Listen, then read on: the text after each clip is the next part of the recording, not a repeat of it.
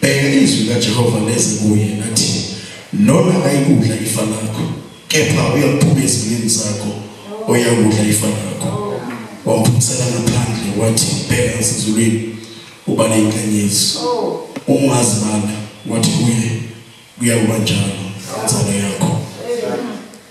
Labazalwane sibheka uNkulunkulu ekhuluma nokhokho wethu Abraham wayeneminyaka engama-75 emthembisa umntwana kwabiza ukuthi Abraham alinde abekezele eminyaka engama-25 akaze amtshele uNkulunkulu ukuthi ngiyokunika umntwana useneminyaka ewu-100 kodwa kwamthembisa kwabiza ukuthi uAbraham abambe ashile uNkulunkulu ukusho ebathembisa nobani noSara akumangazanga ngoSara esetshela uAbraham ukuthi Abraham ngeke isikhathi siyahamba ngena naso siqhubeka sithole lo mntwana noAbraham wakwenza lokho kodwa egcineni uNkulunkulu ngoba wayekhulumile kwabiza ukuthi njani asifeze isithembiso. Mawuzobheka uJoseph uNkulunkulu umbonisa amaphupho at the age of 17 ukuthi wena uzoba umbusi bazokhothamela abafuyi ngisho baba wakho nonomo wakho akamtsheli ukuthi uzokwenza kanjani akamtsheli ukuthi kwabizwa uJoseph aye ngisho ejele ayongena ahlushwe. Joseph akulahlanga ukuthi uNkulunkulu uthini wakubamba kushiya nokuthi uNkulunkulu umbonise ingakho sibona ifavor kaNkulunkulu nishejele imsebenzele ngoba uNkulunkulu ukhulumile egcineni kuyafezeka uNkulunkulu akushiya.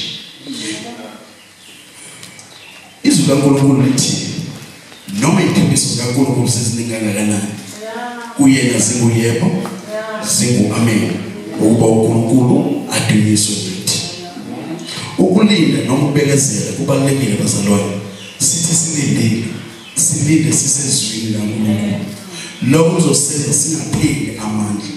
Galatians 6:9 lithi masingathathali kwenzela okuhle ngokuba siyavuna ngesikhathi esifanele uma singadangani. Iqiniso lihlele bazalwane, uma ungaziboni ithemba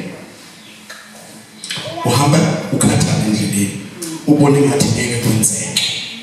Mawufunda uJeremiah 17:7 lithi usisiwe umuntu othemba kuJehova nothemba lakhe likuJehova.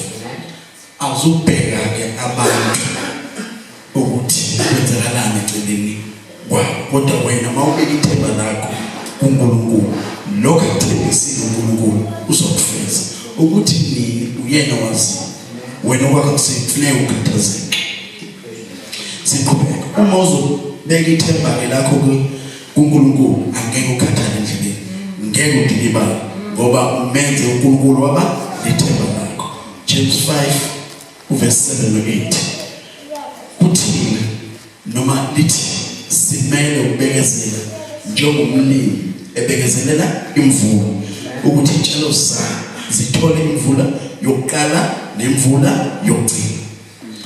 Kuthi uyakwazi ukulinda alinde imvula angazithi yona nini ukuze isithelo sakhe esiyigugu kuye asitshalile simfumane imvula.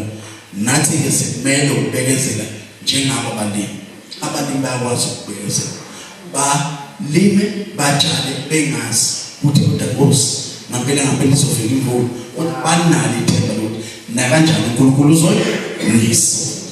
Uma sifunda uRomans 12:12 uthi ethembeni asithokoze bese uma sihlangabezana nosizi sibekezele siqinise ekukhulekeni. Siqinise kuphi? Ekukhulekeni. Okusho ukuthi singakuyiki ukukhuleka ngoba usizo lwesikhashana luba isivunguvungu lwesikhashana oludlulayo. Psalm 3:10 siyakukhathazwa mawufunda Psalm 3:10 lithi ngivulele ngizaba neselfoni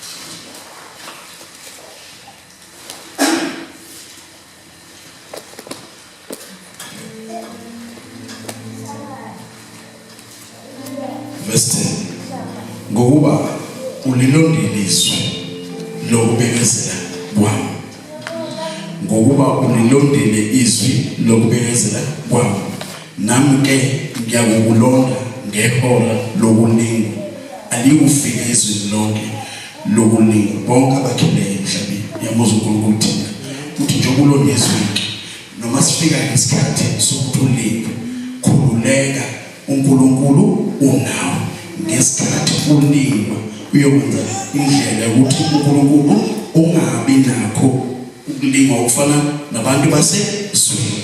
Uyabona uNkulunkulu uthanda sithanda ngani unathi ngaso sonke isikhathi. Usuyabona ukuthi ke ngesikhathi ulingwa ungaphelelwa amandla, awuwedwa, uJesu ungabona. Yikho lithi izwi likaNkulunkulu singabanqobi phezu kwabanqobi, lithi mkhulu okithi kunalo osezweni. Hebrew 10:36 lithi sidinga ukubekezela ukuze uma sesiyenzile intando kaNkulunkulu samukele isethembiso. Sidinga ukubekezela ukuze uma sesiyenzile intando kaNkulunkulu sebongele ini isethembiso. Lokho uNkulunkulu akuthembisile na kanjani uzosamukelisa sona. Ukuthi nini uNkulunkulu bizothini njani sibekezele, silinde, silinda singophi bazalwane, sisezweni. Angeke sithole singekezwe ngoba izwi lizokhuthaza, izwi lizokutshela ukuthi na kanjani athembisile uNkulunkulu uzokufeza. Ukubekezela kuzala impumelelo bazalwane.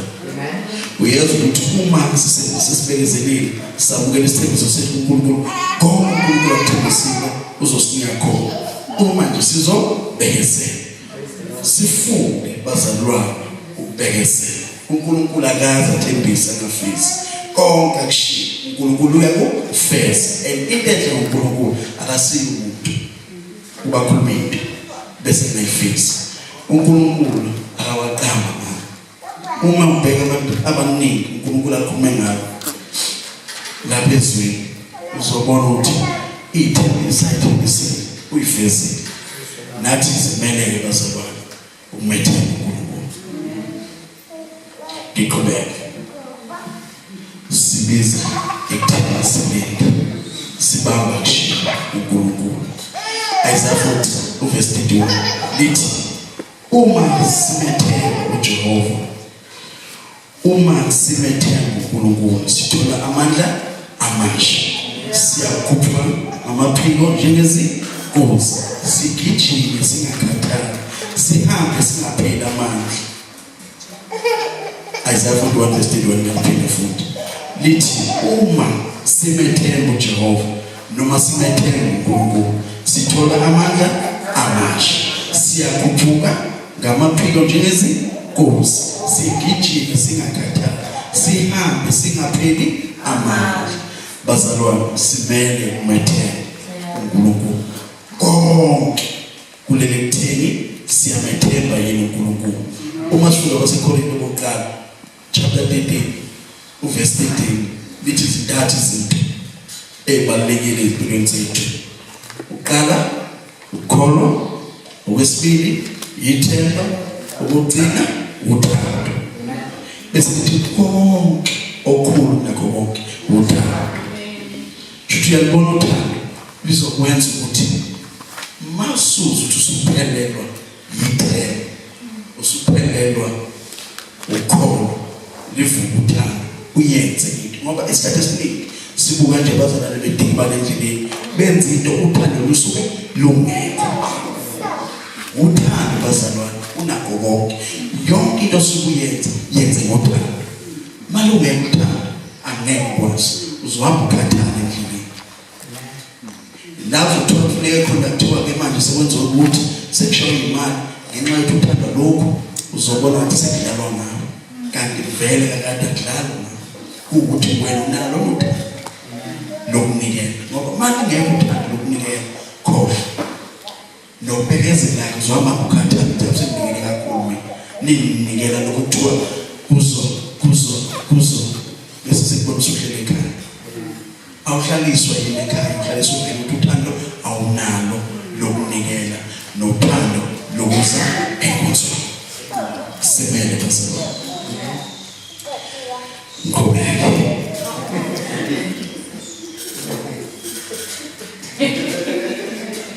yikho-ke ukubona abantu sebedilibele sebehleli phansi ngenxa yokuthi uthando lusuke lungekho. Mawuzobheka uJakobe wasebenza iminyaka ewu-14, waqala wasebenza 7 years, bamloda bamnika ungasiyo, waphinde wasebenza eminyaka eyisikhombisa, wathola-ke lo okuyena amathandayo. 14 years esebenzela uthando,